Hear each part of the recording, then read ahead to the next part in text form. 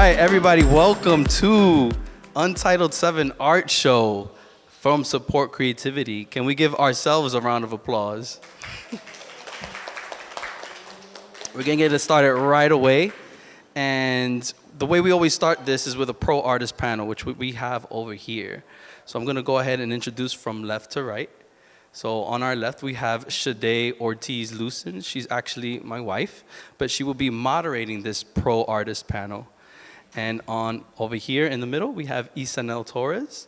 She actually won the scholarship back in 2015. And over here, we have Christine Stoddard, who's also a scholarship recipient that won back in 2018. So what's really nice, this is the first time that we've actually featured one of our student artists at the pro panel, because they're not student artists anymore. They are professional artists. And so it's a really nice full circle that we came about with this one, because now the older students or the older artists, the professional artists, get to put a little bit of wisdom on the upcoming artists, right? The ones that have won this year. So I'm gonna go ahead and pass it to Shade Ortiz-Lucin. I'm gonna take the mini moderator. I'm sorry, I didn't introduce the mini moderator. That is Aria Ortiz-Lucin, or Aria Lucin, and that is my almost 2-year-old child. All right, so I'm gonna go ahead and pass it to Shade, who has a few questions. We're gonna try and inspire our community over here, inspire the people that have won today over here, and see what's up. You ready? Here you go. Baby, can you go? Thank you so much for having me. I actually want to get started by reading off Aria's shirt. So if you can turn her around. I hope that this kind of sets the tone for today, our conversation, and really lets it just sit as a point to kind of meditate on or think about as you're going on in your day. So it says, play, create, share, dream, and wonder. And all across the bottom it says to learn. So I think that we're always in a constant state of each of these words, and hopefully we can hit on some of those themes in our conversation and let Aria be an inspiration to us all. So I'll get started. I have some questions here, but I think I want to get started just if you can let our community know, introduce yourselves, where did you go to school, what did you study, and what are you doing right now? And I think that will give us a foundation for the rest of the questions. So I'll start with Ysanel. Thank you so much. It's been an honor to be reconnecting with the Support Creativity team and family, growing family. Now, I'm primarily a public artist, and I love working with my community. And for a long time, I thought that's such a cheap way of saying things, because people made me feel so less than in the fine art world for admitting that truth. But it's become a huge part of my reality. It feeds me. It's really successful to work with your community, and it's what I do and love. Public art is my passion, and I've been doing it for almost a decade. And I studied at the Pennsylvania Academy of the Fine Arts with the help of Support Creativity.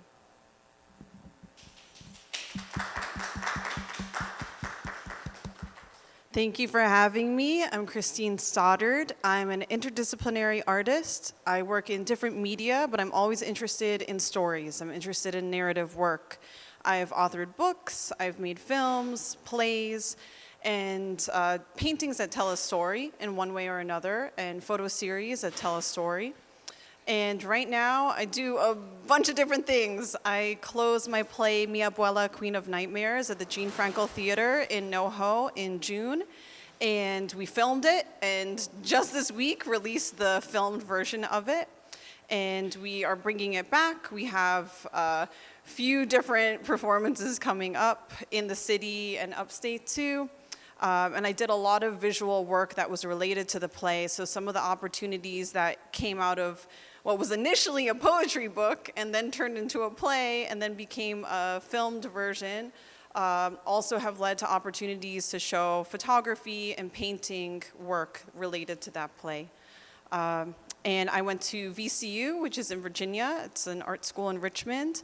And for my MFA with Support Creativity's Love and Support, I went to the City College of New York. Thanks.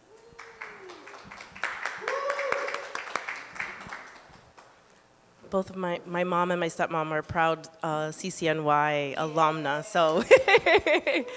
So, first question, I hope this is an easy one. Could you share which artist most inspires you in your work and why? I don't know, which one of you would like to get started? I don't mind taking the lead. I wanted to move my chair back because I believe that you shouldn't give your back to people. And I felt like I kept giving my back to one or the other person, and these special ladies deserve all of your attention. My students, I would say, are my biggest teachers. I loved college. I learned a lot. I learned a lot from my parents, and they are, the natural teachers that God gives us. But I didn't realize how much confidence and reassurance you can get from young people until I started working with them. And at 18 years old, I did a little bit of work study for the museum in my college and eventually started teaching after school programs. And since then, I've just been doing it ever since. Actually, a year and a half ago, I did make the decision to become a full-time artist. But even with that, I like to hire different youth members to help me with murals. And I think instilling confidence in a person is the secret sauce to any success. Yeah, very well said. I love working with other people too, and especially young people, right? Okay, I'll choose 3 artists that I really love. Wendy Red Star. She's a Crow, a Native American artist, and she's an interdisciplinary artist. She does photography and painting and book work and archival stuff. And she's really interested in the way that Native Americans have been portrayed in museums. So one of her most famous series is this funny photography series where she dresses up like a stereotypical Native American lady that you would see in a museum display. And then she'll have like inflatable buffalo or like stick figure antelope or deer in these photos that she creates, these self-portraits. I love Sally Mann. Who's known as a photographer, but she's also a writer. And she's from my home state of Virginia. And I love Fernando Yort, who is a folkloric Salvadoran artist. He does, or did, like all these beautiful little doves and toucans and houses. And he's known for creating this folkloric style that draws from pre-Hispanic influences, but it was still his own thing. Thank you for sharing. I think that I always tell Steve, I'm not an artist per se, right? Like, I think that there's artistry in everything that we do, but I'm always in awe when I'm having conversations with folks who fully immerse themselves in that art and that creativity, and just hearing about the folks that inspire you makes me just, it tingles my brain in wanting to learn more, right? Beyond, artists that we're familiar with, right? Or artists that get elevated, right? Because that's something that's actually really interesting, who gets elevated in the world of art and who doesn't, and what medium. I have my next question. And this one might be maybe a challenge to answer, but were there ever times that you felt discouraged from pursuing art? Would you like to go first? Plenty of times. Yeah, plenty of times, sure. When I finished undergrad, I worked in journalism. I was a photo editor and a writer. I would sometimes do videography. My first job was as a photo editor at the Washington Post, and it was a good job, don't get me wrong. It was a wonderful job and a blessing in many ways, but it was not my path. It is not what I wanted to do. And for about 5 years after graduation, I worked in journalism. And I got to write for the Huffington Post and Cosmo and all these big places. And there were a lot of fun adventures along the way. But whenever I wasn't doing my day job stuff, I was home writing stories that inspired me. I was drawing. I was taking the kind of photos that I wanted to take. I was not so worried about an editor or what a consumer wanted to read or see. And I just went with my heart, and little by little, I tried to find ways to make money doing that. And I would apply for grants. I would do Kickstarters. I would, of course, have friends and family pitch in, not so much with money, but with barter, like different favors that they could offer.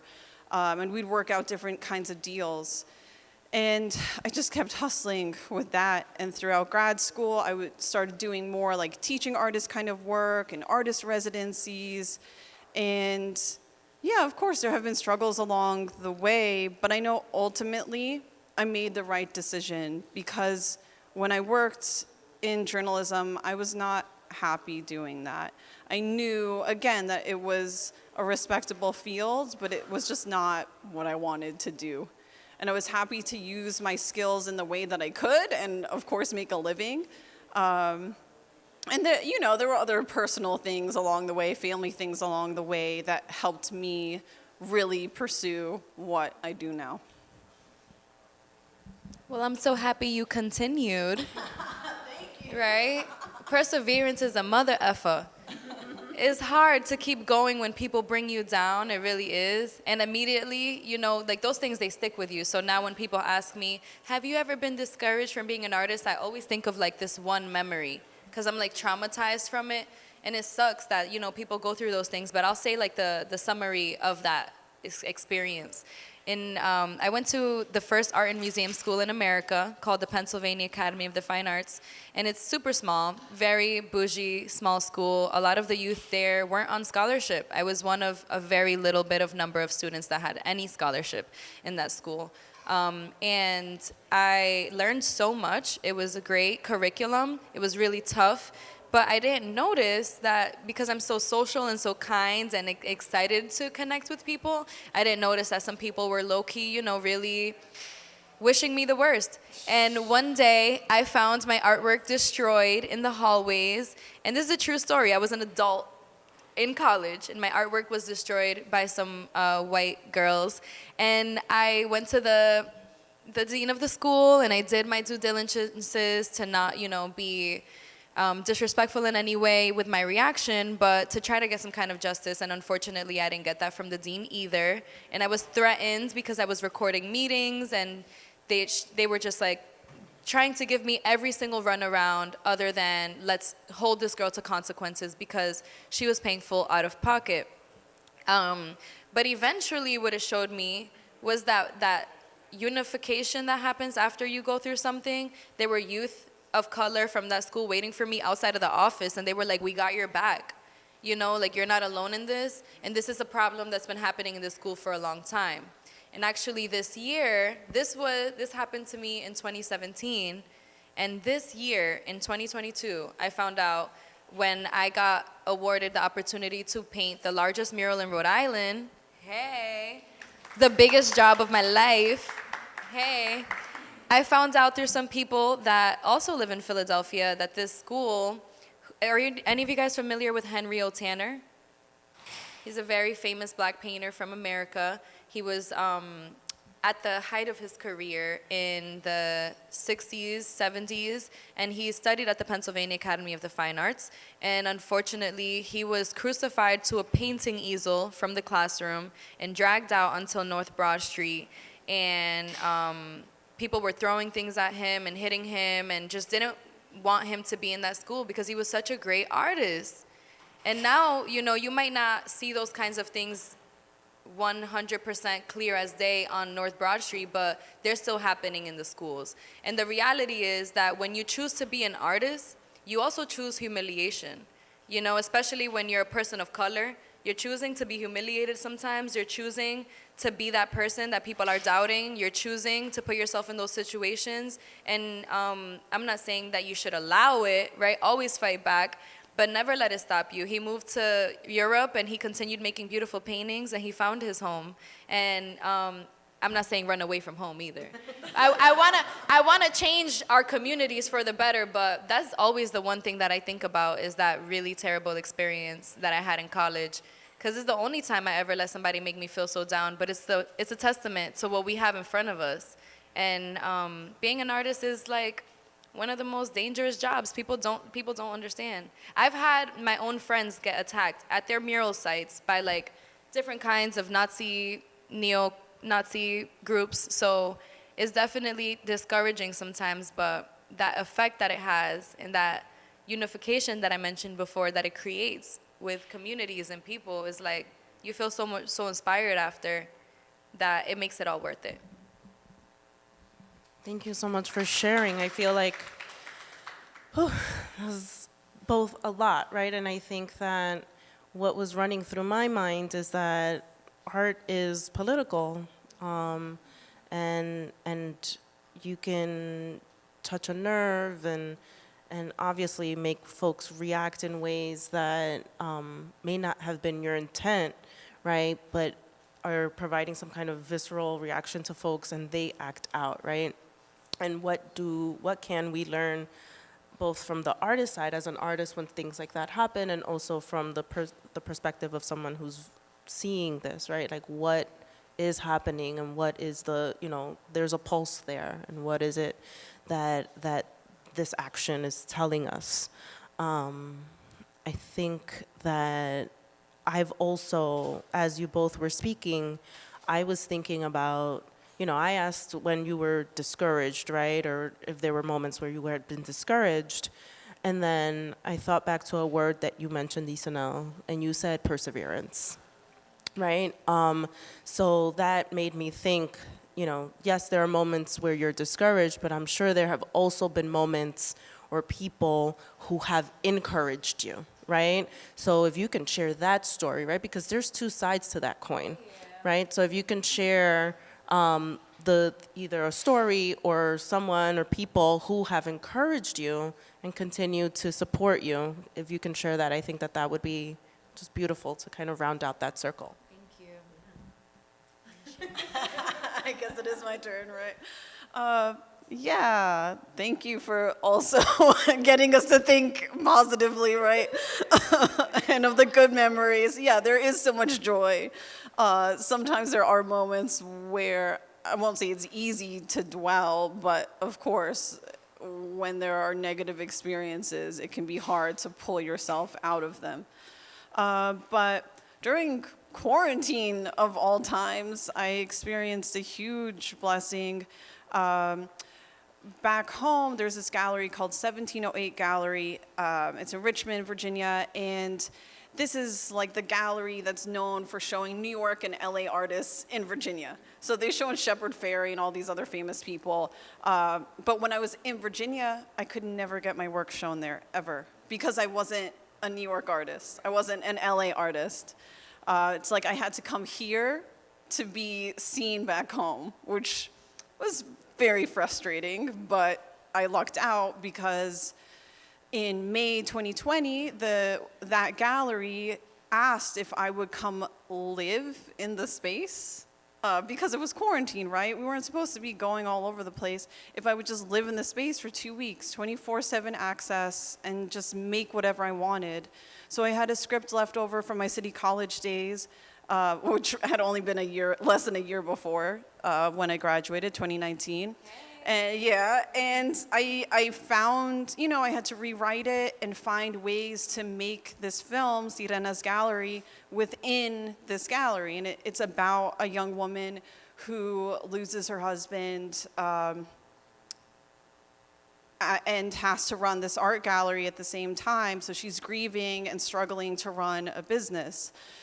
So I rewrote it to happen during the pandemic because of the nature of that time, And I had to figure out, well, how am I going to make this if I can't really have 15 people with me. If I can't have a real crew at all times, how's this going to work? So I came up with all these virtual ways. I did have one person who would help me out at a time, but never more than that. And we were always very, very careful. And that, you know, I ran a Kickstarter for the film. Steve helped me out. Support Creativity helped me out with that Kickstarter, pimping it out. And getting it to the people, and I successfully funded the Kickstarter, got the film completely edited, showed it at Bird Theater, which is this beautiful movie palace, one of those historic movie palaces from the 1920s that's in Richmond. It was the second in the United States to get sound in 1929 or whatever. So I got to come back home to my college town, show the movie in this beautiful place that has shown like every big director who's ever visited Richmond, which, you know, so, okay, Richmond, yeah, but it was the capital of the South. So in Southern culture, it is like a destination, right?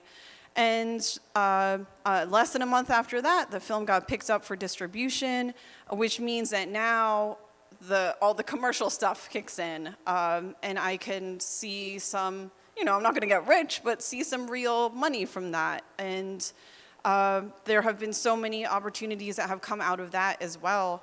I just screened that film again at Cinema Village in the East Village on Friday. So yeah, just a lot has happened with this one project, and Support Creativity was there for me for this project, among many others, and I feel really fortunate for that.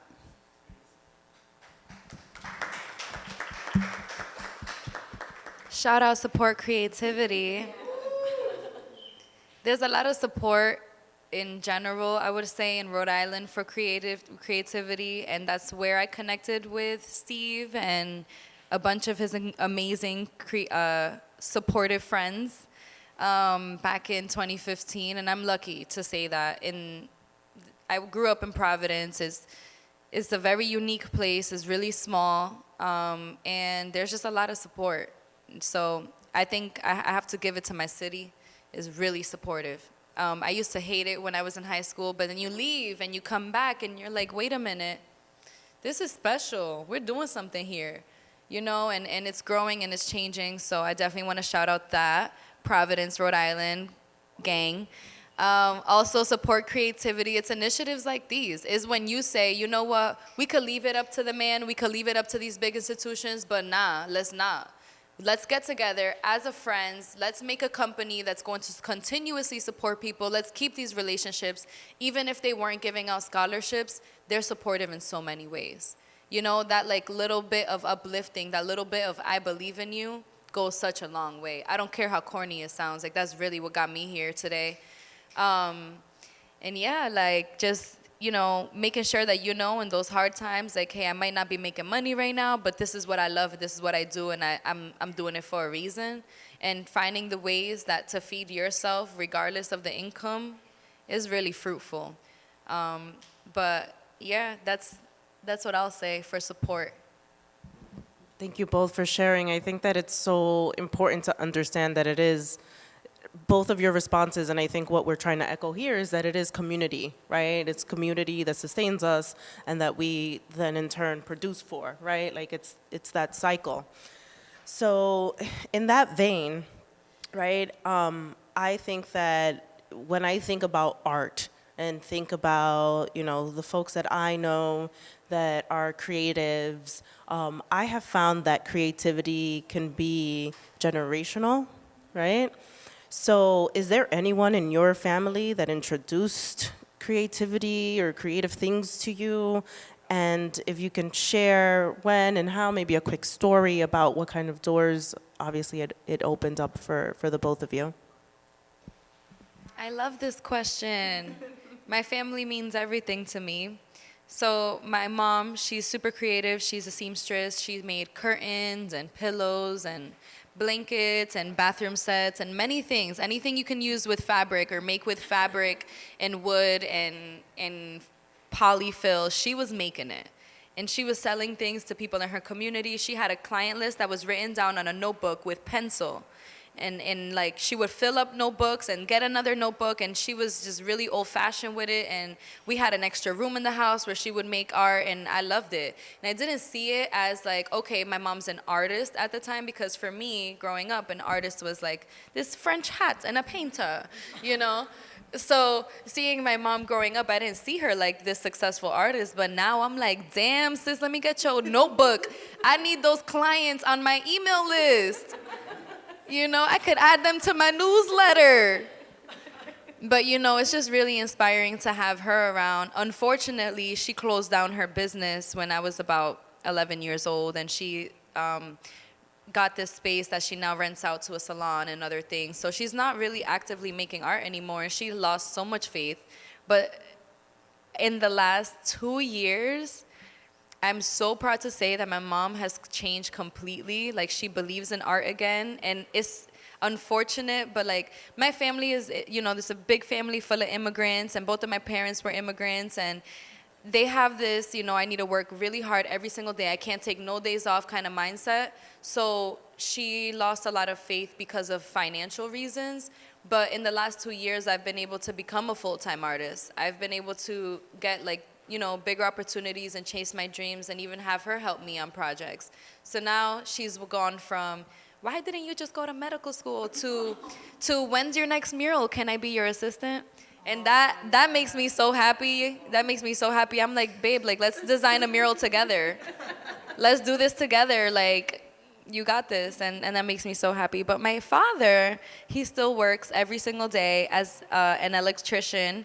And I think he's always inspired me creatively, in the sense that even before I was a painter, I wanted to do architecture, and that's because of him.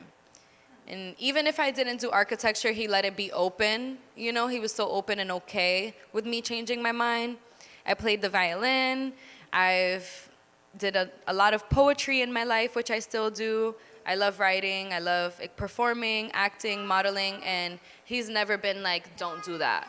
And I love him for that. So I'll say my parents, like, they're so freaking inspiring in so many ways.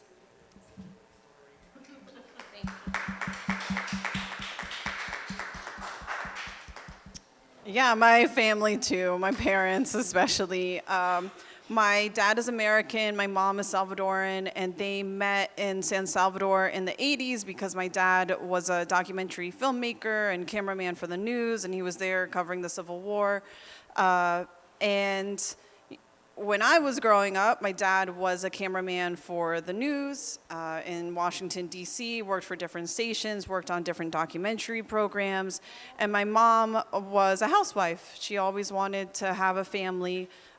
She didn't have a lot of formal education, but she was a self-learner. She was always reading. She was always making things. So my dad taught my siblings and me about photography and videography from the time we were little, and we would work on set with him sometimes when we were in high school. At home, when we were little, we would learn about charging batteries and help him get the cameras ready for the next morning and whatever he had to do. And with mommy, we would help her like paint, you know, whatever she wanted. If she wanted something decorated around the house, we would do that. But she was always like, we had little art smocks that she made for us for school. We had the little lunch boxes that she decorated, that she painted, everything. And because she was a new American, like she was really trying to learn about American history and culture. She became a citizen when I was in kindergarten. So starting from when I was very little, she would take us to all the museums and libraries in the Washington, D.C. area. She'd want us to see the different festivals. She said that when she was growing up, she knew everyone was Salvadoran except one Chinese family, one American family, and one family from Spain. She did not meet a black person in real life until she was 15 years old, because everybody was mestizo, and it was just like unknown to her, to all these different cultures. So living in the DC area, she wanted to make sure that we knew about different kinds of people and their art and their cultures. And, coming up with family, with parents like that, of course, my siblings and I were always making art together as kids, like little plays, and little paintings, and comic books, and that was just what we did for fun. That was how we enjoyed ourselves, especially since our mother was like, well, we have to do everything as a family. Okay, well, I guess we're making a comic book as a family today. I guess we're making a little play as a family today. So I definitely thank my parents and my siblings for all the exposure to art.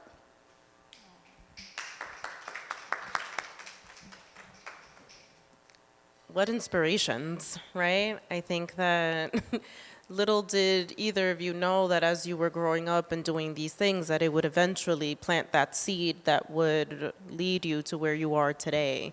And I think that there's so much to be valued about that, and really the openness of your families to be able to find creativity that is not like this very narrow vision, right? Like as you were saying, I think Ysanel, the very narrow like French beret and a paintbrush, right? But that that there is artistry in so many different ways. And as you were sharing the story about your mom and writing down like her client list in a notebook, I'm thinking of my own grandmother, who is also, or was a seamstress. She doesn't sew anymore just because of age, but I remember like my family and I, my brothers and my aunts, and we would always joke that my grandmother, like she had all of these notebooks, and how did she know where was what, and whose contact information was on what page? I mean, she must have had like the most incredible like filing system in her head, right? But like just think about like what an inspiration that was for all of us in terms of being the children of immigrants and seeing how our families have come together and still thrived, right? And still believed in their talents and believed in what they did, and how that translates into what we're seeing today, right? So I think there's so much to be said there. So I mentioned earlier that I don't consider myself to be an artist. I'm not. I do consider myself to be creative, though. So, but I think that what I enjoy about art is that it is inclusive, right? You don't have to, have a certain style or have a certain vision. You can really be creative about so many things, right? And creativity doesn't just take a paintbrush. You can be creative in things with your hands, like I crochet, and I'm looking at David and I see music, and sometimes I see what Steve does, and I see visuals with projectors and things so it's not like this very narrow thing. But as a non-artist, right, and I'll say that in quotes, exactly, thank you. I'll say that in quotes. Well, I draw on stick figures. I mentioned that. I crochet, but I draw stick figures.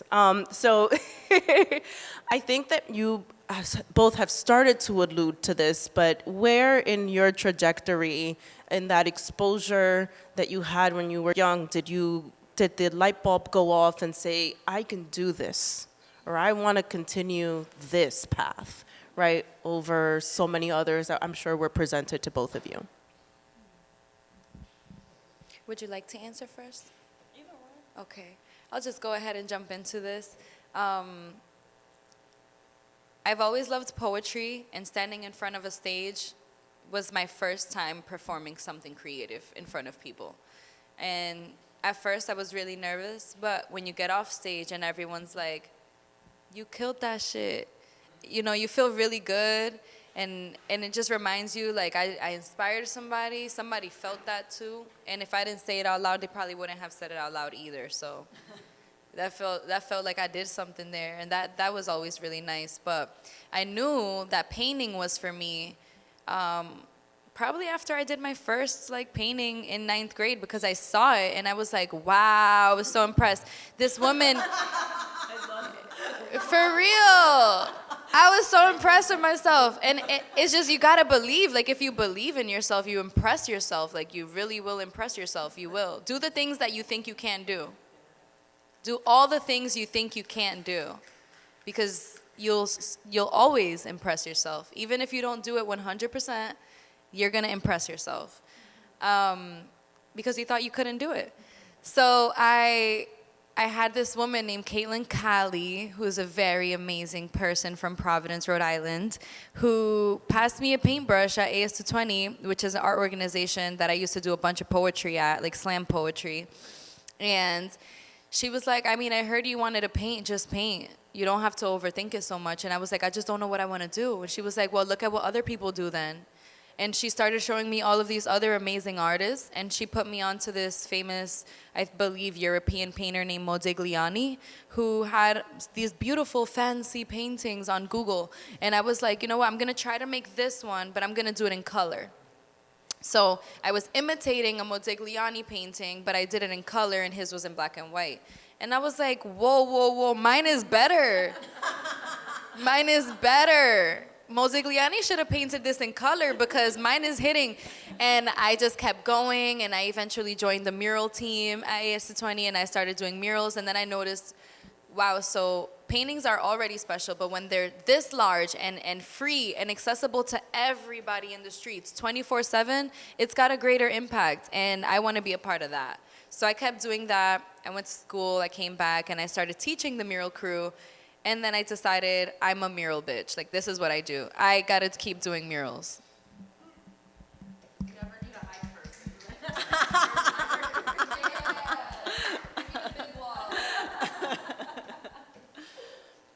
So I did go to art school for undergrad, like I mentioned, but I studied film and creative writing, and I went into those programs and product innovation, which is like art marketing.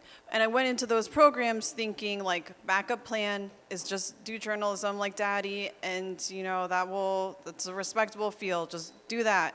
You can always make your own stuff on the side. And of course that's what ended up happening initially, right? Before I was like, gotta do what I wanna do full time. But in college, when I was in those programs, I had this one professor just really encouraged me about my vision and my voice. She's like, yeah, okay, you have the skill set to go into documentary, you have the skill set to go into news. If you want to work on a film crew, you have that skill set. You've been doing some of this stuff on the side, outside of classes. But I did independent study with her, and she's like, you have to start applying for grants. You have to focus on your voice, your vision, your stuff, apply for grants. So I started applying for these grants, and first ones that were through the school, and then ones that were through the state, and then ones that were through the region, and then I started to work my, winning like little grants as an undergrad, little this, little that. I mean, not little, but for grants, they're little. To me as an undergrad, or even now, like $1,000 grant, hey, I'll take that, that's pretty nice, right? And then I worked my way up to winning a $15,000 grant as an undergrad. And by my last year of college, I had won a national grant from the Puffin Foundation, and they focus on art that deals with social justice in some way. And every year they choose artists in different disciplines. And it was when I won that grant, like sure, I went on I told you about my first job and all that. And I did work for PBS and other documentary and newsy places. But it was when I won that grant that I knew, like, no matter what I do to make money these next few years, I need to keep making my own thing on the side and focusing on my vision on the side. And during the pandemic, that same film I mentioned earlier, Sirena's Gallery, won a grant from the Puffin Foundation almost 10 years after I had won the first one. Yeah, so just I have to give credit to Professor Mary Beth Reed. I know she's still a professor, wonderful lady, wonderful human being, but I'm so happy that she was like, no, yes, you have to make money, but you also have to think long term and don't give up on your dreams. There's one thing to do something for a couple of years, but you have to think 5, 10, 20 years out and what's going to make you happy in the long run. Thank you. That last sentence is so key. It echoes with me too. So my day job is as a school counselor. I work with high school students, juniors and seniors in particular, and so many of them think that they need to know exactly what their trajectories are going to be at 16 and 17 years old. And I am so glad that in your stories and in your trajectories, you're not saying, when I was 5, I was struck by genius, right? And, that both of you had shared that it happened a little bit later on in high school or in college where, you really were really solidified and you were able to start to produce things in a way that made you feel that this could be something that can gain momentum, right? I think that that's such an important message to be echoed because I don't want folks to feel discouraged if, they're either entering college or in college or out of college and are still figuring things out, right? And trying things out and maybe not sure which direction to go. Be open to the people that are talking to you, right? As we can hear from Christine's story. And be open to the idea of trusting yourself, right? I think both of you have echoed that in your stories.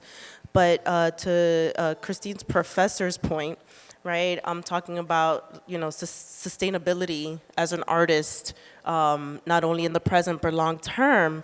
I have a question about that. So I think that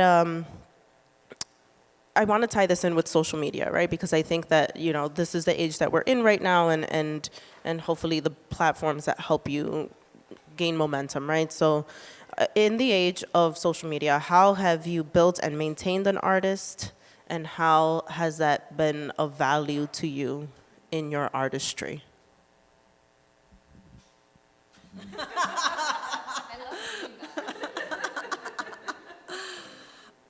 I use social media. I post religiously on social media, but honestly, most of the work that I get is really more through those in-person connections or through word of mouth. Someone might see something on social media and follow up that way. I might get a deal, make a deal that way. But more often than not, it's because somebody saw my work at a gallery or they saw it at an event or they picked up a book or a magazine, they saw it there, or they talked to me or they talked to somebody who knows me. So I would say as important as social media is, and I will not underestimate that at all, it is a calling card and it is a way to put yourself in front of clients or institutions that might not otherwise know about you because there are lots of gatekeepers. I still think the in-person and the printed matter, the physical, the tangible is still very important. So make sure you're still talking to people and you're still showing stuff in person when you can. That makes a difference. Nail right on the head, like relationships, the people that I've met in real life, things like these, talking to y'all before and after this event, like that matters to me. That's definitely why I'm where I'm at right now. But social media is so important. It's so ugly. It's like the new resume, right? So it's true that those real life works, they're gonna mean so much more in real life. Those connections, how you stand up and how you show up is the end all be all. But just being able to go to your social media and see that you're like a professional and you're doing these things and connecting with the right people seems like, I feel like it's kind of like a write-off. Like people are like, okay, well, I've seen that. I don't really have to see the rest of her work. And it's kind of sad to admit, but I feel like social media right now is kind of like your resume nowadays. So it is important to have those things and to share. Doesn't really matter how many likes you're getting. Don't buy your followers. Don't buy your followers. But, care about them. Engage with your fans. Engage with your people. And go out into communities and send thank you letters. Thank you for that. I think that, again, brings full circle, like why we're meeting here in person and why is it that it's so great that we're back in person after 2 years of doing the show virtually. I think that it's crucial, right, to have those conversations. So as we all, the show will open up in a few minutes, walk around, talk to the people around you. Think about, what the different works in both rooms are doing for you and don't be afraid to articulate that, right? Like, because that is what art is, and that is what builds these communities, and that is what ultimately sustains us all. Before I turn it over to our audience to see if there are any questions, I just want to give a quick shout out to Sankofa Haus. I think that it is so important for me personally to be here in this neighborhood, Mott Haven. I grew up here, 5 minutes away from here. I think that it's super special. It's making me, like, I have tingles in my body right now. I love coming back home. This is home. And I think that it's so great to have conversations like this in my neighborhood where I grew up, right? I think that both of you have mentioned how important home is and to have your things showcased at home. And for me to bring and have a conversation like this here at home, for me, was not anything that I thought I would ever see growing up here, right? So it's always super special to be back home, to be with all of you, and to be able to share in this community where we're really sustaining one another in the things that we obviously value, which is creativity. So I'll jump off my soapbox now and see if there are any questions from the audience that you may want to ask just based on things that you have heard. Don't be shy, we're small.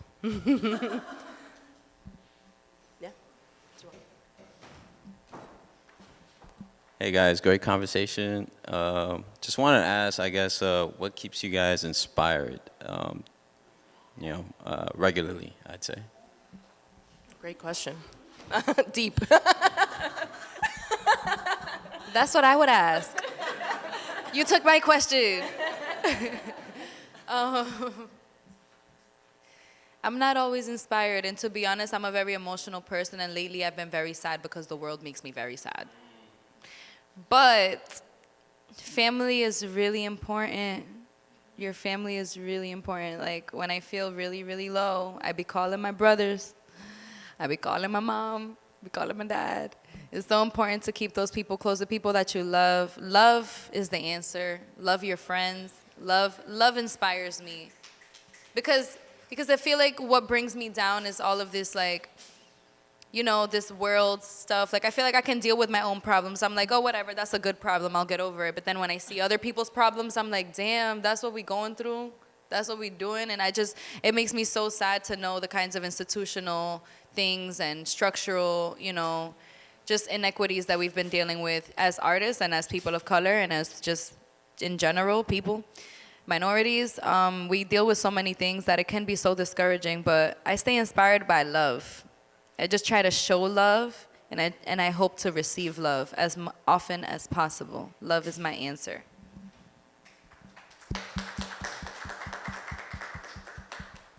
Yeah, I have to admit, I'm not always inspired, but consistency matters. You can't just wait for inspiration. You can't just wait for motivation. You have to have discipline. You have to have work ethic, like we were talking about before, like from our families.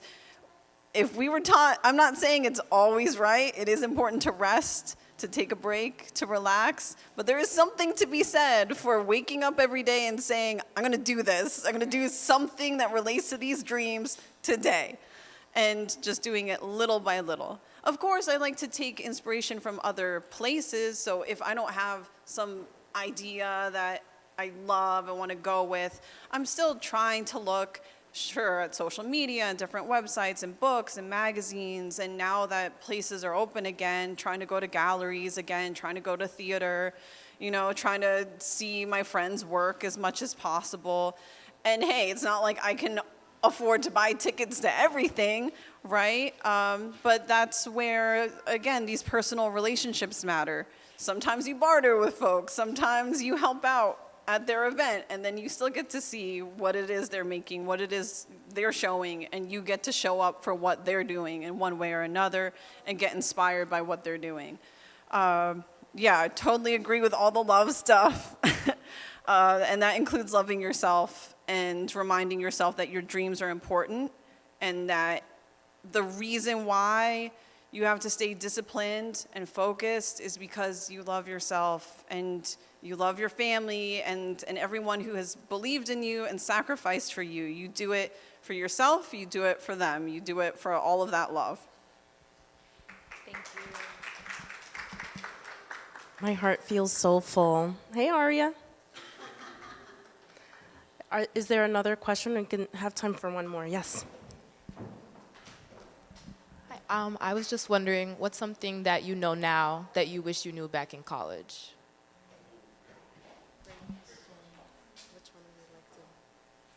What do you wish you knew back in college? Say something.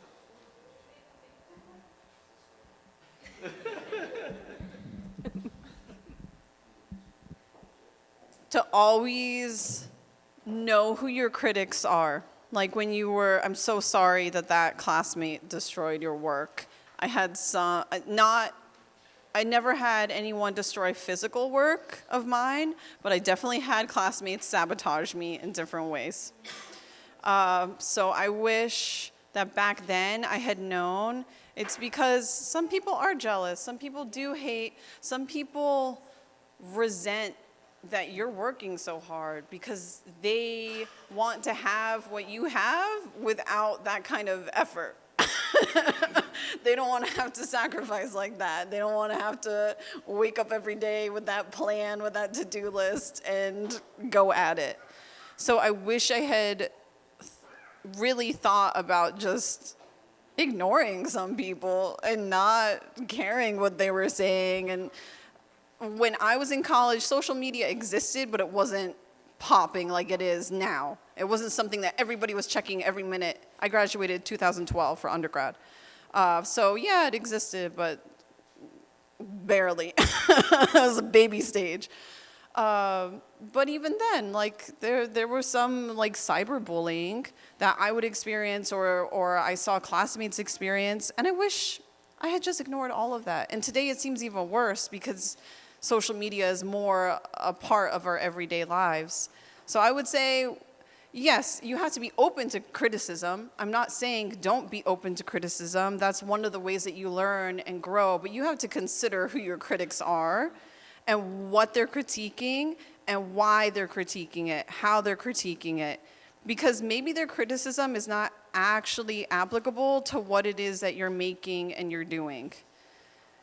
As long as you are thinking critically about what they're saying, you know, just don't assume that everybody's out to get you either, because that can be a bad mentality to have as well. But just always take a moment to reflect and again, talk to people. Sometimes there are professors, since we're talking about college, sometimes there are professors who will look out for you, and sometimes there are professors who won't, or deans who won't, or other administrators who won't.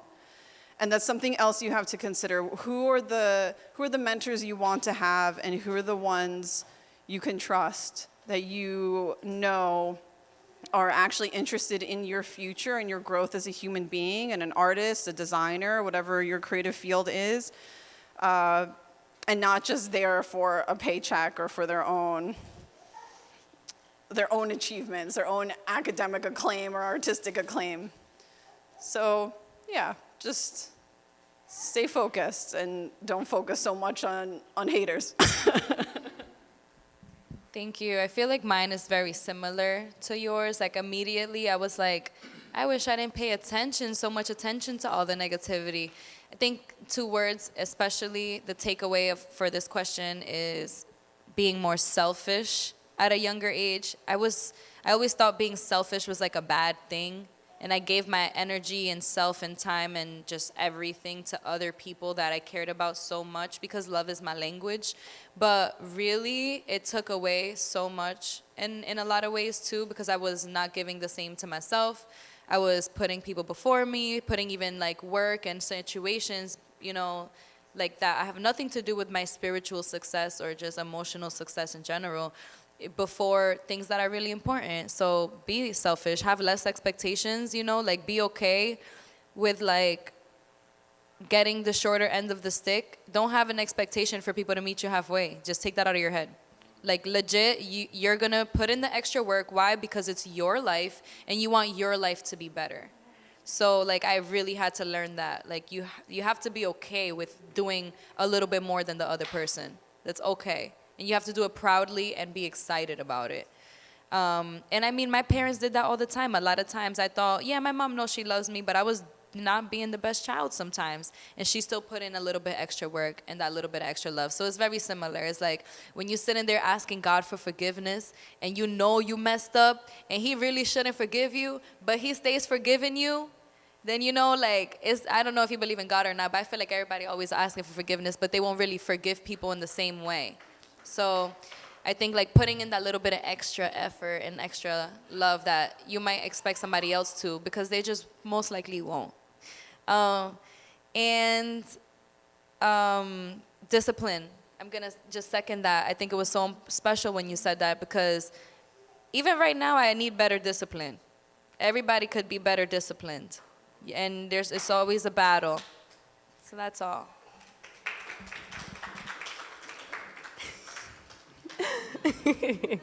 Aria also really liked what you both had to say. And what I kept thinking in my mind was that we can't pour from empty cups, right? So it's so important to keep ourselves centered as we move through our spaces. I was told there is one more question. And you'll be our last one for today. Hi. So I think as an artist, like personally, like the problem I have is always feeling like someone is going to like steal my work. And so because of that, I'm always like scared to like, you know, like put out things. I'm like a fashion design major right now. So I'm always scared to like, you know, design stuff, like have it out there, keep it on my Instagram. Sometimes I even like delete like the stuff just so that it's like not like so out there for people to see. So like, how do you deal with that? Have you ever like, has that ever happened to you before? And if not, like if it happened to you, like what would you do? Thank you. I've had work stolen and plagiarized. I wrote an essay, it was a creative essay for Cosmo that an Irish fashion magazine then republished without my name, without credit to the original magazine, nothing.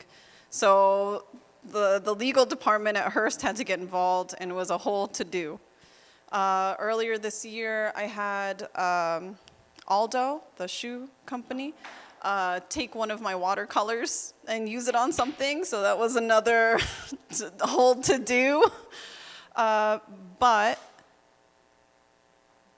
with some of these negative experiences having happened and having been taken care of, I would say it's still important to represent your brand, your style, to put yourself out there, to put your work out there, but to always keep the receipts, right? To have backups of sketches, of Word documents, different files on your computer, your notebooks, whatever kind of work, in your case, fashion. All right, you keep those sketches.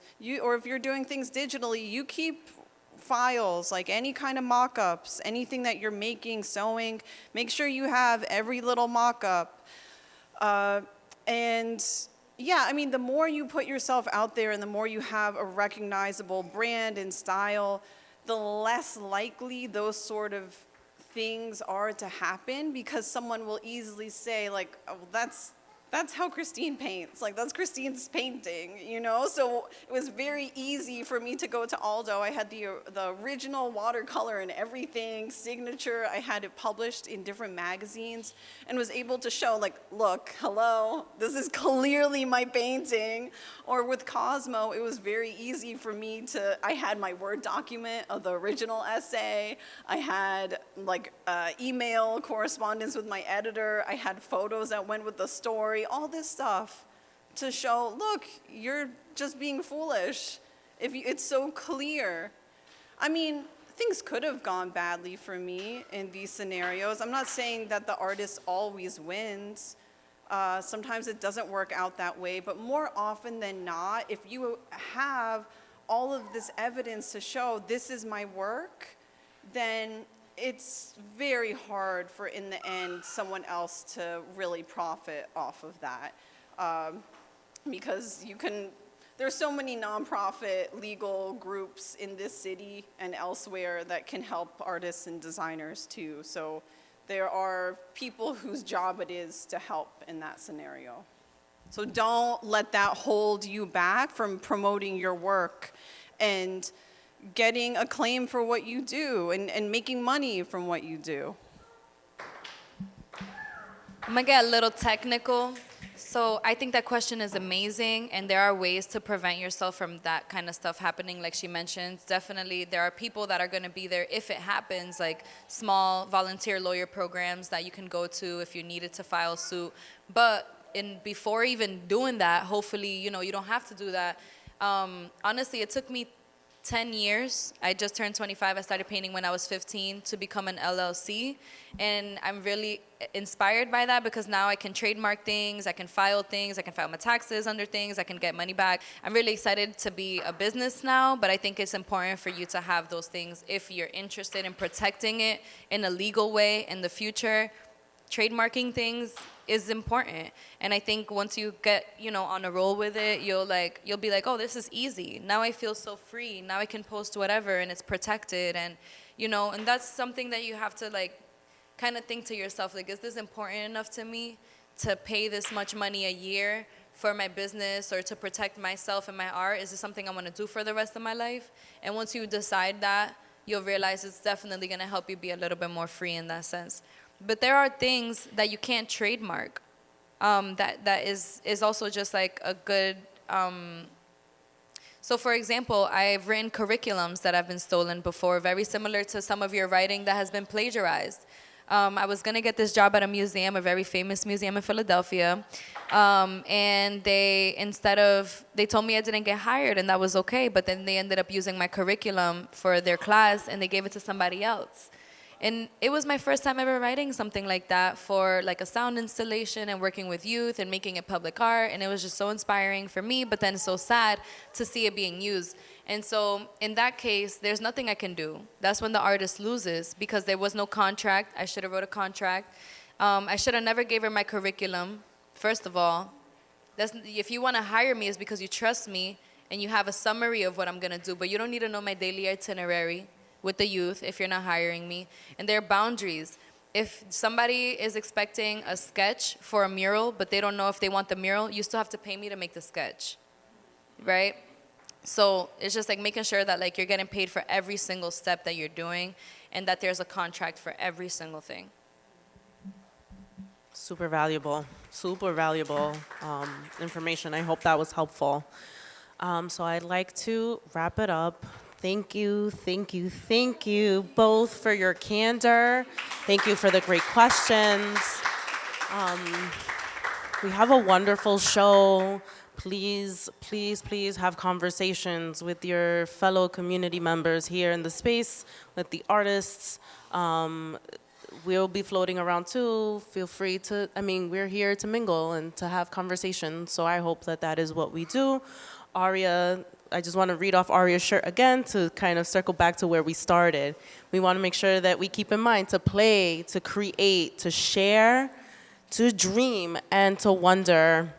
And that's how we learn more about our world. So thank you so much. Have a wonderful, wonderful afternoon with us. And thank you again for being here. Let's trade. All right. Please give our panelists one more round of applause.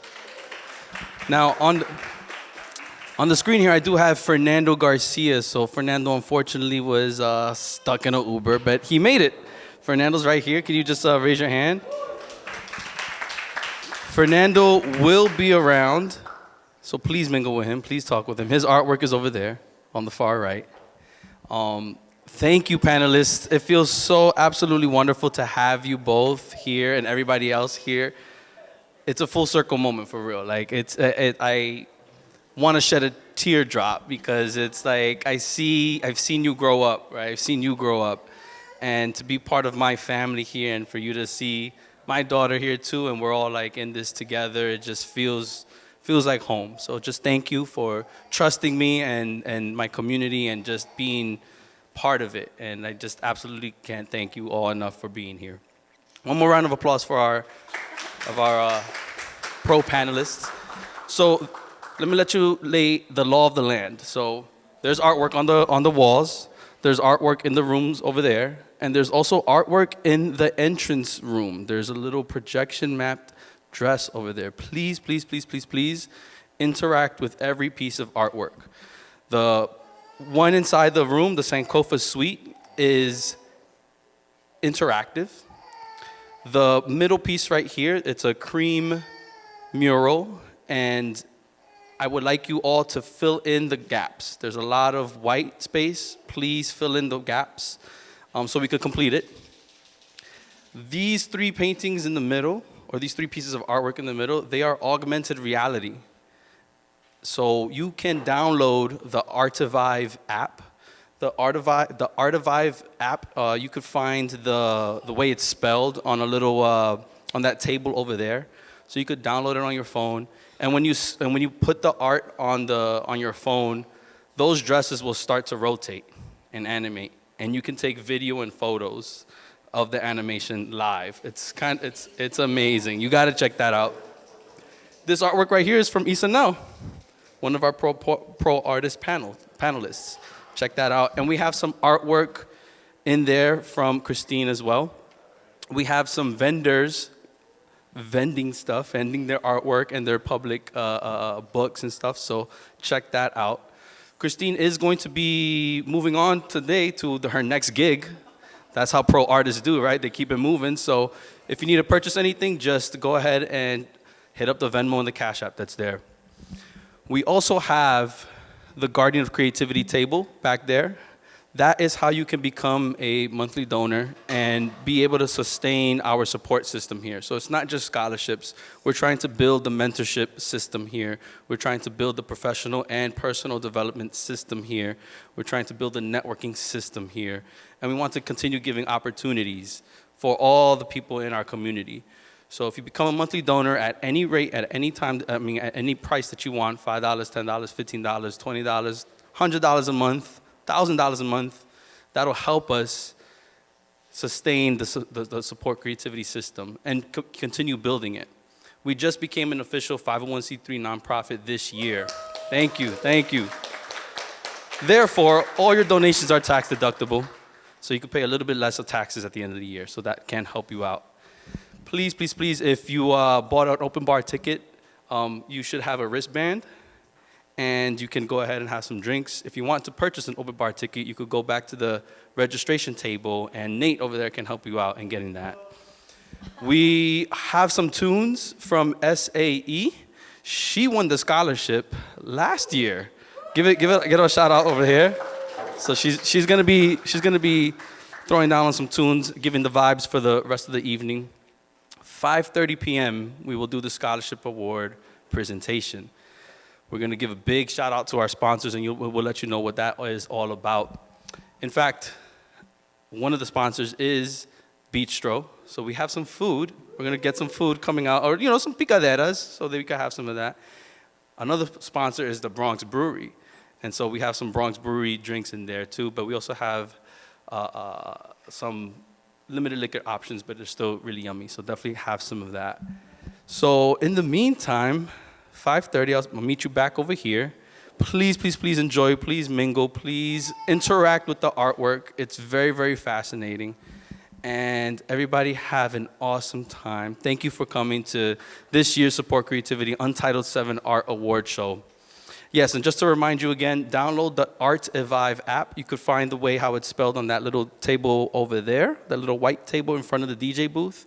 And we also have a phone that Nate actually has, and I think you downloaded the Artivive app there. He'll download it. You can share it with him. You can kind of interact with it.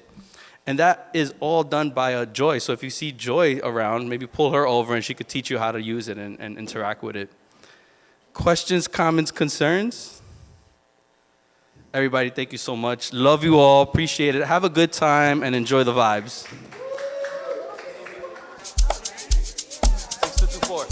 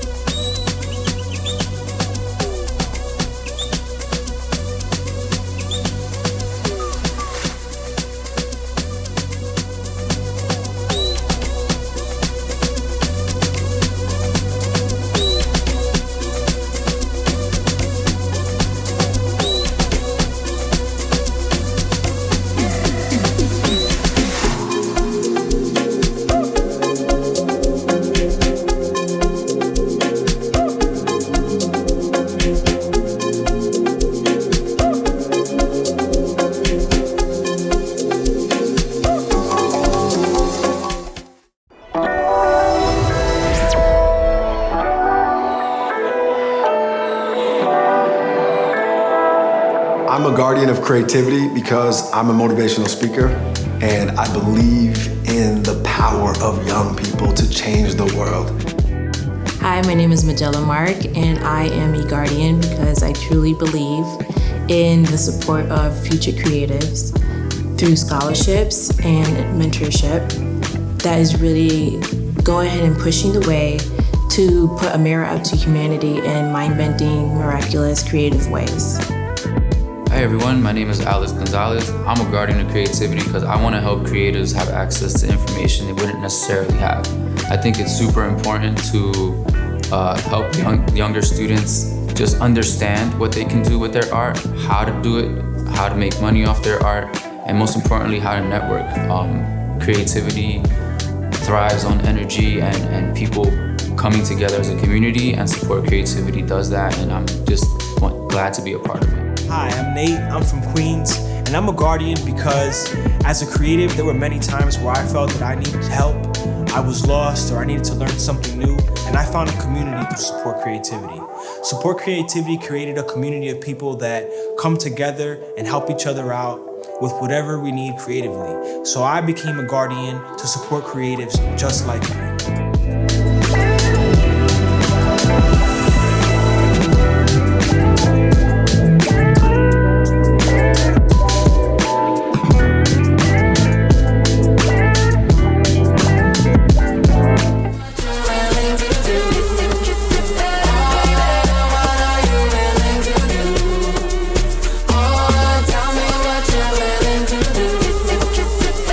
Been waiting on that sunshine, boy, I think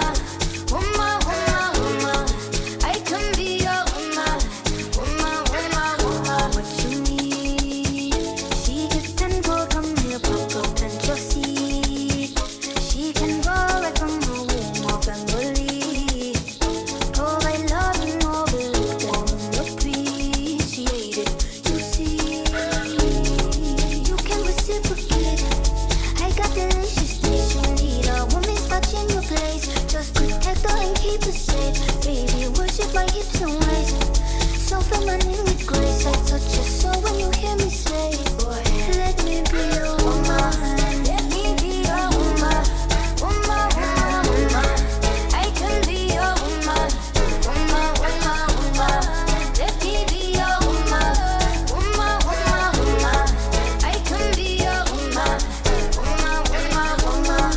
Let me be your woman. Woman, woman, woman. I can be your woman. Woman, woman, woman. Let me be your woman. Woman, woman, woman. I can be your woman.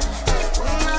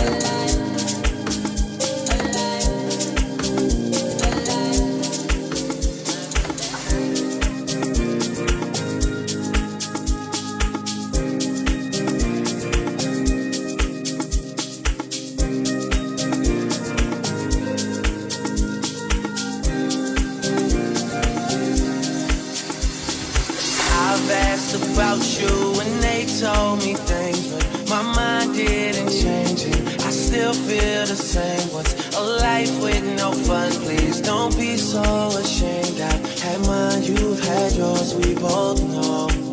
We know they won't get you like I will. My only wish is I die real, cause that truth hurts and those lies heal. And you can't sleep thinking that he lies still, so you cry still, tears all in a pillowcase. Big girls all get a little taste off, pushing me away so I give her space off. Dealing with a heart that I didn't break. I'll be there for you, I would care for you. I keep thinking you just don't know. Trying to run from that, say you're done with that. On your face, girl, it just don't show. When you're ready, just say you're ready. When all the baggage just ain't as happy and the party's over, just don't forget me. We'll change the pace and we'll just go slow. You won't ever have to worry. You won't ever have to hide. And you've seen all my mistakes, so look me in my eyes. Cause if you let me, here's what I'll do. I'll take care of you.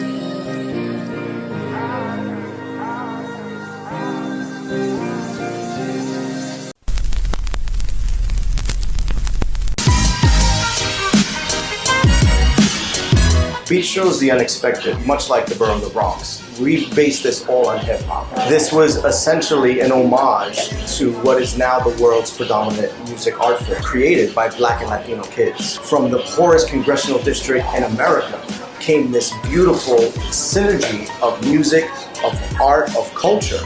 And we wanted to pay homage to that, not just in the artwork and in the music and in the decor, but in the food. And it's a fusion of African American food and Latino food.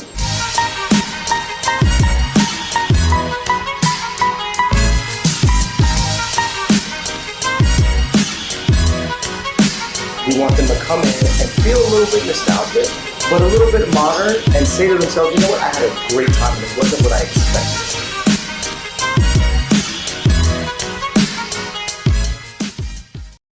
I'm a loan officer with Family First Funding. I have an extensive background in real estate, ranging from asset management to property management to acquisitions, dispositions. I've had almost every role in real estate.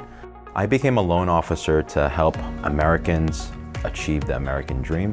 I think back to my childhood, growing up in a single-parent household and not having any notion or any dream of home ownership at that point in time. And now being in a different place, I want to be able to help those that were in similar conditions.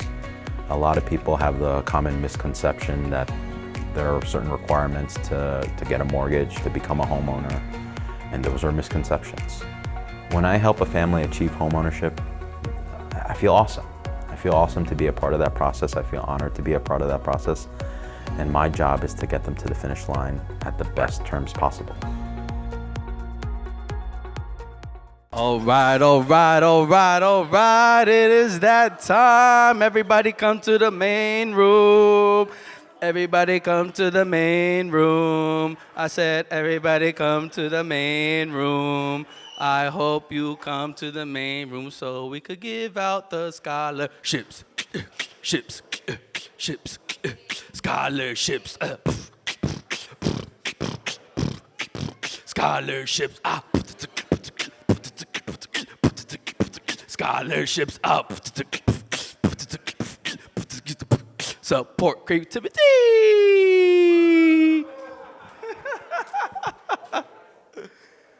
Oh, is everybody having a good time? Can I get a yer? Aria, oh little baby, you hanging out? You chilling with Dada? You chilling with Dada? Yes, you are. Dada. Give me a round of applause. Give the students a round of applause. Give all of y'all a round of applause. Give the drinks a round of applause. The food a round of applause. Speaking of the food, so Beatstro, that's what you're having the food from Beatstro. So Beatstro is a amazing restaurant and lounge, not too far from here, actually walking distance. And they infuse hip hop culture and soul food and Latino food. Delicious, delicious stuff. And what's so special about Beatstro is that they have sponsored a whole scholarship for support creativity. Give it up for Beatstro! And we have Beatstro here representing. We have, his name is Carlito Andrade. He's one of the co-owners of Beatstro, presenting the Undergraduate Scholarship for this year's Support Creativity Award. Carlito. My brother. Here you go. Steve, thank you, thank you. Thank you, everyone. I hope everyone's having a great time. Education and creativity, two things that I am very passionate about, and on behalf of my team, just wanted to thank Support Creativity for allowing us the opportunity to be here. Thank you. Round of applause. And today, I'm honored to present the Undergraduate Award here at Untitled 7. This award goes to Tayana Romulus, who will be attending the State University of New York at Albany.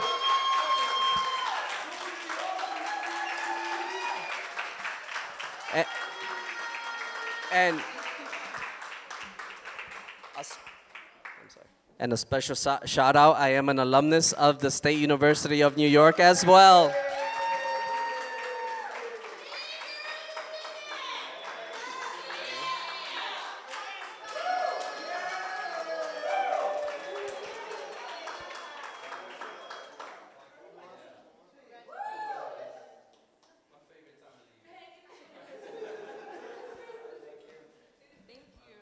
And a big shout out, she will be studying graphic design.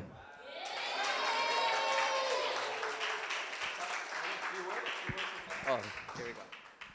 I just want to say thank you so much. My heart is so filled with love, and I just want to say thank you to my parents. One thing I can say about them is that they will always support me through everything, and I love you.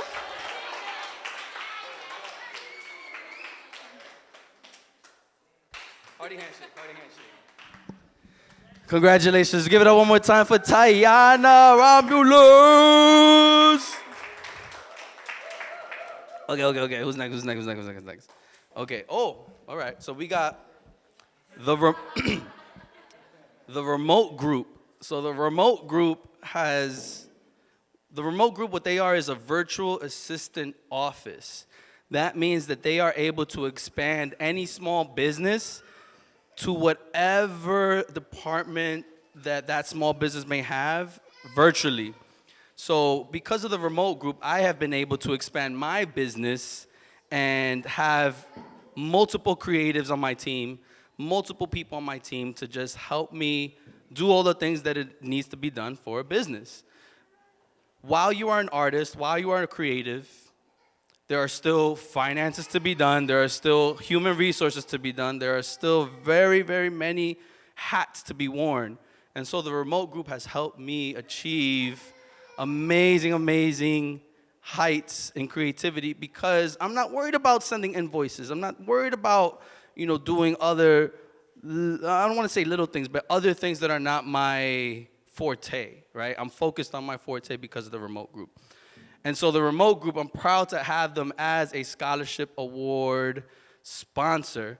They sponsored a whole scholarship, and so we have some words from the CEO and founder. His name is George Nunez. And Alex, he couldn't be here today, but we have him on the screen. So if you could just play that video that we have from George Nunez and hit it. Thank you, Support Creativity, for this opportunity. I am honored to present the World Undergraduate Award at Untitled 7. This award goes to Emily Acevedo Arias. Congratulations. She'll be attending Parsons, the New School for Design, majoring in illustration and digital arts. We look forward to having you be a part of this creative support system. Congratulations. Now, Emily could not be here today, so I'll be accepting this award on her behalf. Good luck, Emily, and once again, congratulations.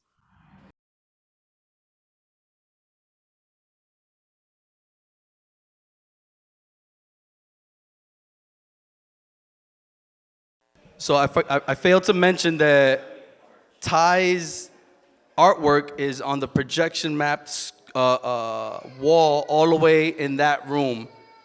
She has the artwork of that's on the top left, top middle, bottom, and top right. So definitely go check out her work. Emily, oh, Aria, what are you doing over here? You want to give the next presentation? Yes. Point of view, giving awards, scholarship awards. Say something.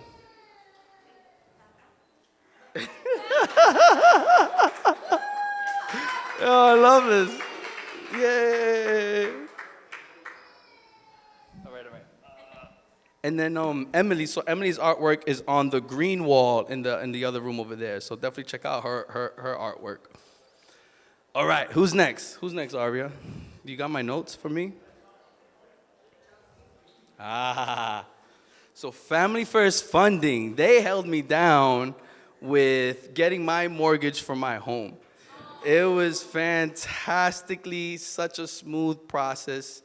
If you're ever in that stage of your life to get a home, I absolutely recommend getting Family First Funding on board to be on your side.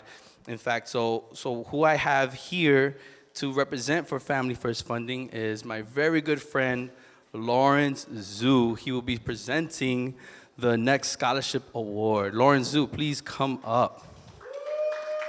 My brother. Yes. Oh, thank you, bro. Love you, man.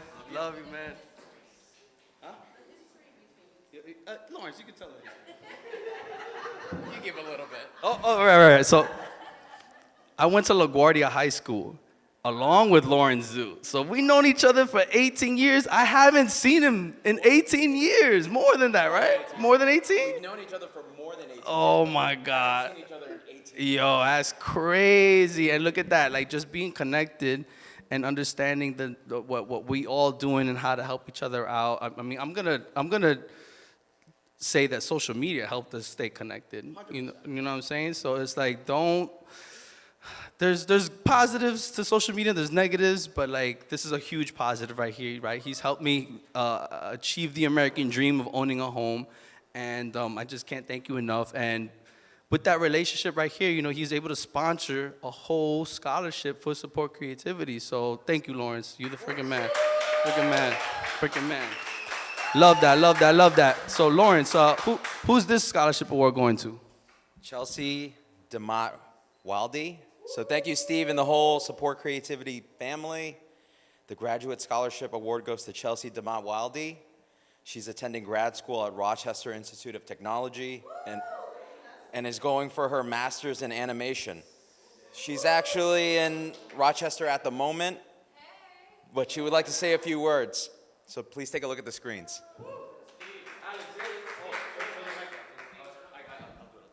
Hey everyone, thank you so much for the Support Creativity Scholarship Award. I'm so humbled and honored and thankful to receive it. I'm currently working toward my MFA in animation, and I hope to use my degree in order to create beautiful and impactful works of art in order to help raise awareness and educate children and adults alike. Thank you so much again to the sponsors, donors, the guardians of creativity, and to this community. Thank you so much. Have a great night.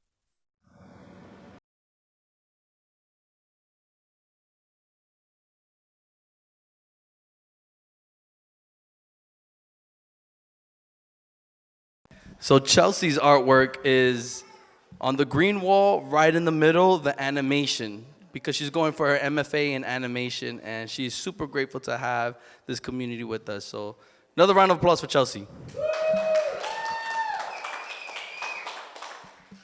Where my phone at? Oh, it's right here. Okay, so last but certainly not least is the Bronx Brewery. So the Bronx Brewery has year. Can I get a year? Yo, the Bronx Brewery has held me down so much this year. Peep game. They invited me to design a beer label. Not only design the beer label, but influence the flavor for this beer, as well as come up with the name of this beer.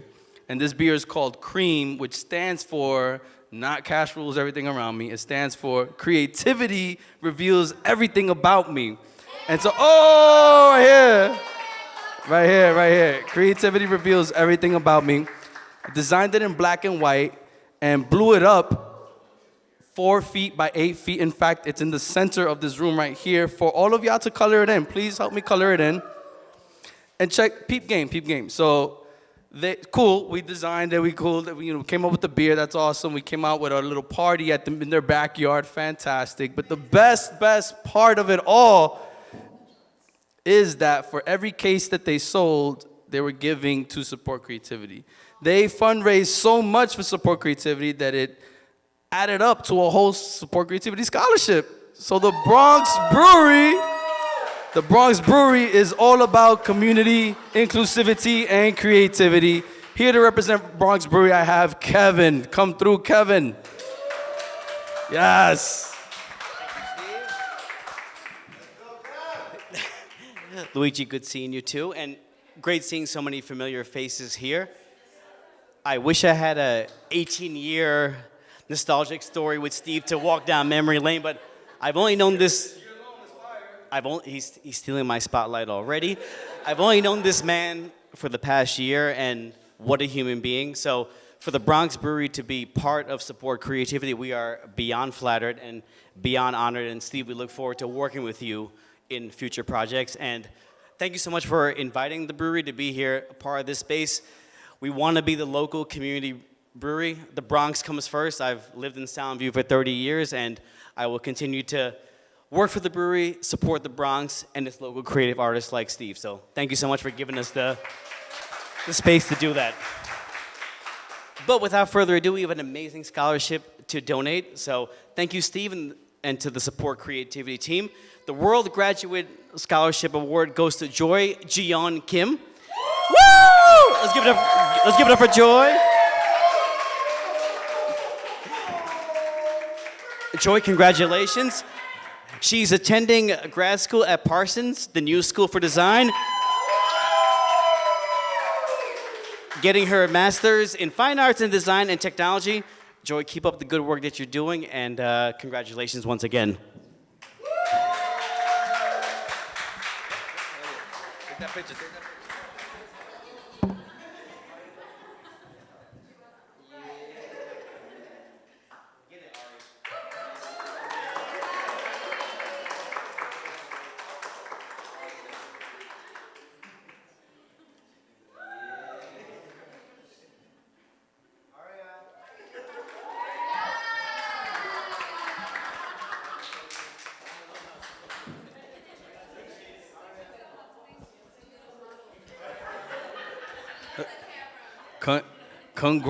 Give it up one more time for all of the participants and all the scholarship award recipients. Can we give it up for Aria, everybody?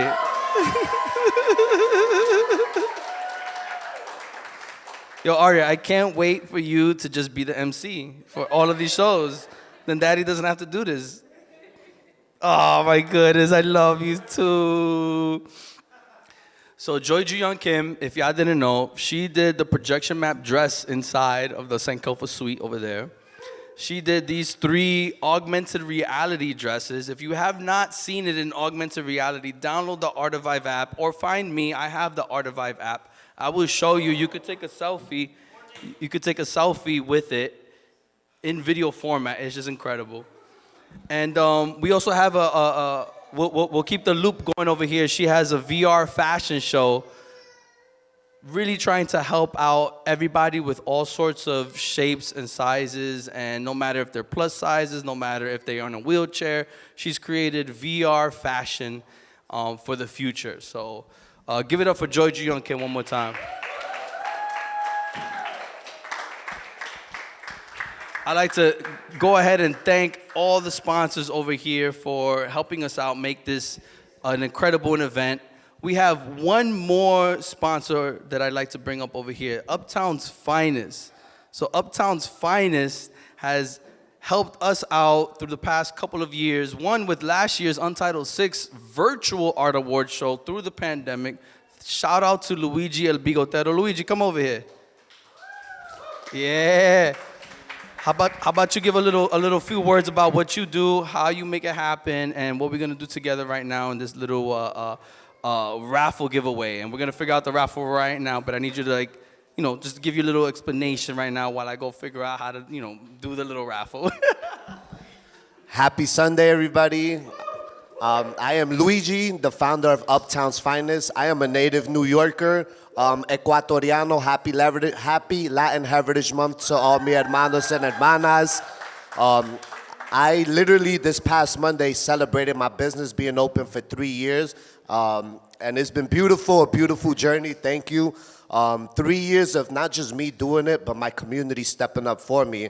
And my vision with Uptowns Finest was to bring what I know, everything encapsulated through my upbringings, to inspire my communities behind me. And as I've grown up, I'm a part of Brotherhood Sister Soul. One of the things that I learned is, how do we inspire one another? How do we lead the action? Who is the revolutionary person to step up and say, I want to do for my community? A lot of people like to just throw words out just because it looks good for social media. I'm not about that.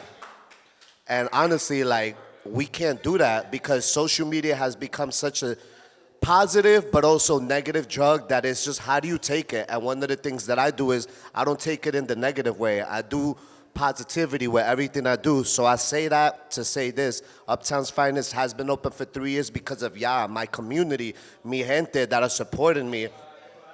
And honestly, 3 years, I want it to be 3,000 years because legacy. I'm trying to build a legacy, not just for myself, but for everybody who I could touch, inspire, and literally lead to revolution.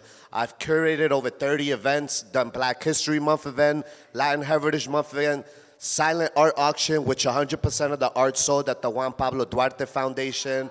I've done a 3-day art show, started it off with a kids art show dedicated to my niece because everything I do is for her. Everything should be for the kids behind us because while we're here present at the age that we are, what are we doing for them? We see what this country's doing, and I'm just gonna say a strong statement. This country doesn't care about us colored people. Us people of color, they're not here for us. But you know who's here for us? Each and every single one of us. And honestly, we're all we got. We gotta help one another. All this fighting, all this negativity, I'm not about that. So what I do is through my actions, I like to inspire others to become the best version of themselves. So through art, because everything in life is art, what are we doing right now? We're celebrating my brother's 7th annual art award show with what they do. And I want to give a shout. Come on, let's give it up for my man Steve Lucin and the Support Creativity family. Not just himself, everybody. And not just him, everybody who's a part of Support Creativity, because again, it is a family, somos familia. We are here for one another. And what do we do with that? We love on one another. And if we're not showing love, what's the opposite? Hate. We got no time for hate on this planet. Life is short. Life isn't promised, but you know what is promised? Love. Loving on one another. And through the actions of Uptown's Finest, me being open for 3 years, this past Monday was my 3-year celebration. And I did... One of the things I did, and I'll be very vulnerable, I asked my community for financial help. I have not been working for anybody. I used to be a paralegal for 15 years for the city of New York until they kicked my ass out because they was like, and they did it because I didn't get the vaccine shot forcefully. But I'm like, I'm your best employee. I'm your best employee, and y'all didn't even give me a chance to even work from home. So what that told me is, you're not supposed to be in American culture. You're supposed to do your own thing. Continue, young man. Continue flourishing. Continue watering yourself, because at the end of the day, we are all rooted to the floor. We're rooted to Mother Nature, and it is important for each and every single one of you in here to water yourselves, bless yourselves. Don't wait for your significant other, your family, anyone to give you your flowers. Give yourself your flowers.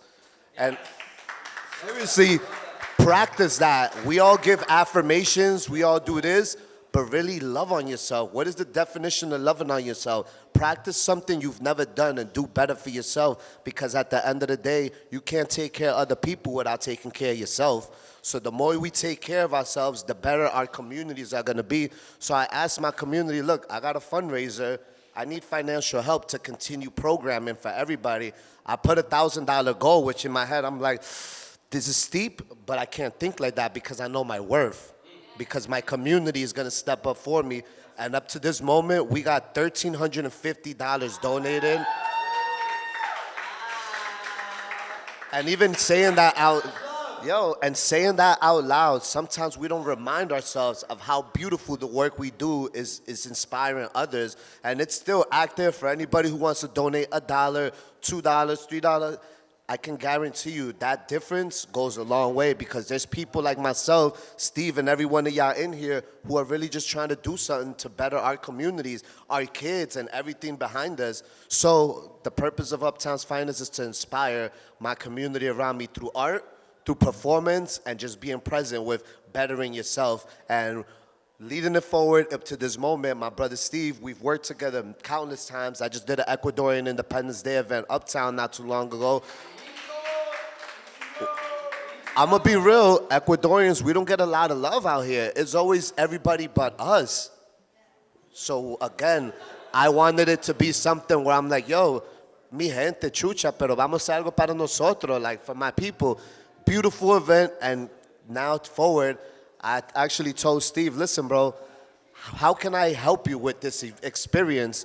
So what I'm gifting and what I'm donating on behalf of Uptown's Finest to support creativity is whoever purchased a ticket, and now whatever way he wants to raffle it, I am giving away a 1-hour free creative consulting lesson to better not just yourself as a business, but as a brand, as a human, as an artist. Whatever way, the creative consultancy way you need, I'm here because I'm gonna keep it a buck. I believe in myself, and I'm not 3 years open for no reason. I know what I'm doing.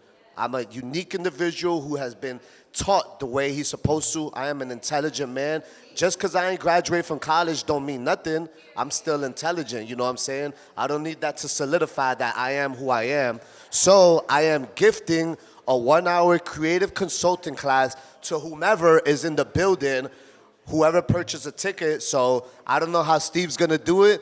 That's one of the things that I'm doing. Now the second thing that I gifted is, again, I've done over 30 different art shows in my life, all different mediums. For one of my next upcoming shows, I am willing to waive the fee and also showcase whichever one of you artists are part of one of my shows, because I'm gonna keep it a buck. My shows speak for themselves. You just gotta be present to know what it is to be a part of an Uptown's Finest experience. And I say that to say this, Steve, now you, my brother, need to come up here and bless one of these people with something that I got for them, for your village. I love it. Yo, give it up for El Bigotero, a.k.a. Luigi, a.k.a. founder of Uptown's Finest.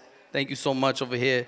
So for the first one we're doing is the creative consulting session, right? And over here, we randomized it over here, and we're doing it actually for Fernando Garcia. Where you at, Fernando? Oh, he's right there. Yes. Come here. So Fernando Garcia won the scholarship in 2016. And now over here, like he's over here doing illustration. He's done murals out in the community, and I think you could learn a thing or two from Luigi over here. Like it's not, like Luigi is an extension of our family, and I think you will have a really, really great consulting. Are you not? Where you from? My family's Colombian. Okay, right there though. We right there. Congratulations, Fernando. Connect with Luigi for that creative consulting session. Yeah, awesome. Give it up. And then you were also giving. Oh, you take a picture. Oh, me too? Pa qué? We're like the cell phone service, tall, medium, small.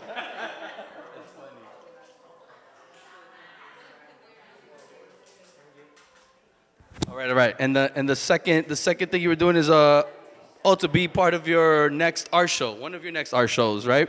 Okay, fantastic. So right here for that one, we got over here is Tayana Romulus. Woo! Where's Ty? Is Ty here? Oh, Ty's not here. Ty, her parents are here, so she's here somewhere. Maybe she's in the bathroom.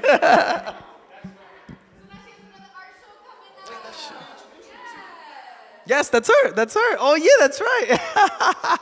So I introduced Ty to El Bigotero over here, to Luigi.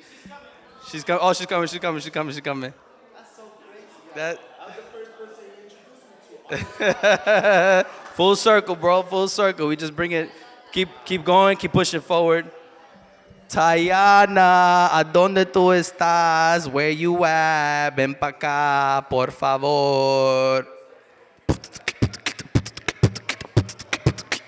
Where you at? Tayana. Hey, there you go. Tayana Romulus, give it up, please. Little picture.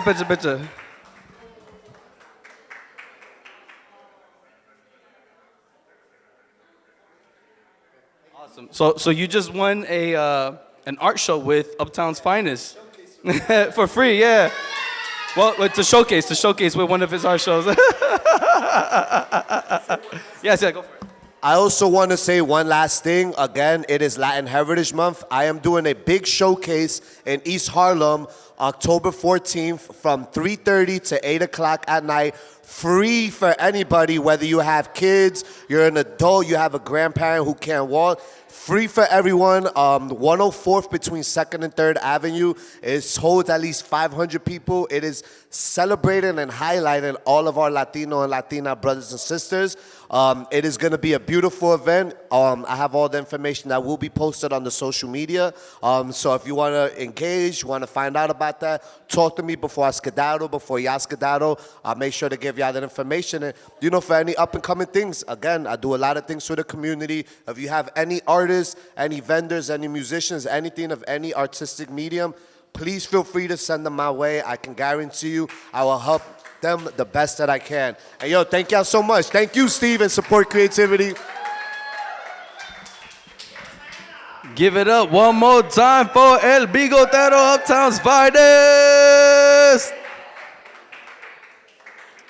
And so we are coming to the conclusion of our art show. We have about 45 minutes to drink as much as we can, to eat whatever is left over, to enjoy Sai's tunes over here, to color in the mural, to interact with the artwork over here, to see the projection map dressed inside of the Sankofa suite, and have a good time. One more thing, if you guys enjoyed everything over here, I invite you to become a guardian of creativity. Go and see the Guardian of Creativities at that table over there in that back corner.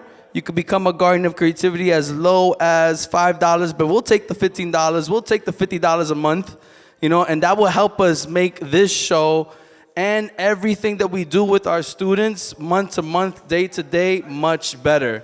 Please consider becoming a donor. Please consider becoming a Guardian of Creativity. I promise you we will make this much more of a strong, tight-knit community. The goal here is to make a community where we can award full ride scholarships to all of our students year to year, make sure that they become the creatives that they are meant to be, to protect the creative dreams that they have, and to build a really, really strong community where we can teach each other all the knowledge. And education should not cost an arm and a leg. It just should not, right? We should not be worried about money. I want all of us to live and do what we love and have fun during life on a day-to-day, so we can all have a work and life harmony, right? And that's what this is all about. It's just to have an amazing life doing all the things that we love. Thank you, everybody. Love you so much. Have a great night. Enjoy the rest of it. Oh, I'm sorry? Hold on. Macho wants to say something. I just want to say thank you to all the volunteers that helped us set up today and make this beautiful show happen. So thank you all. Round of applause for them, please. That was for you. Yeah. Come towards the stage. Everybody towards the stage. Steve needs a selfie with everyone. 1, 2, 3, queso.